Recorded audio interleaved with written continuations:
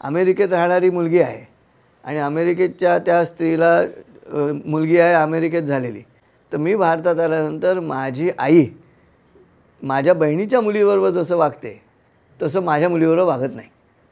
हा आपल्याच आईविषयीचा अशा पद्धतीचा आकस मनात तयार होतो. काय घडलं असेल तिच्या आईच्या दृष्टिकोनातून, तर माझ्याजवळ जेव्हा आले केसला चर्चा करायला, तेव्हा मी म्हटलं अहो सोपं आहे, तुमची आई जेव्हा घरामध्ये घावन घालते तव्यावरती, तर तुमची बहीण जी तिथे राहते तिच्या मुलीला काही वाटत नाही, आई असं घावन टाकते हाताने असा पसरवते तव्यावरती, पण तुमची मुलगी तिथे म्हणते come on grandma this is non hygienic, असं हाताने फिरवणं, त्यात पाण्यात हात बुचकळणं, हे तिला नाही चालत. मग दोनदा तिने तक्रार केल्यानंतर ही आई म्हणेल काय, तुझ्या मुलीचा ब्रेकफास्ट तू बघ.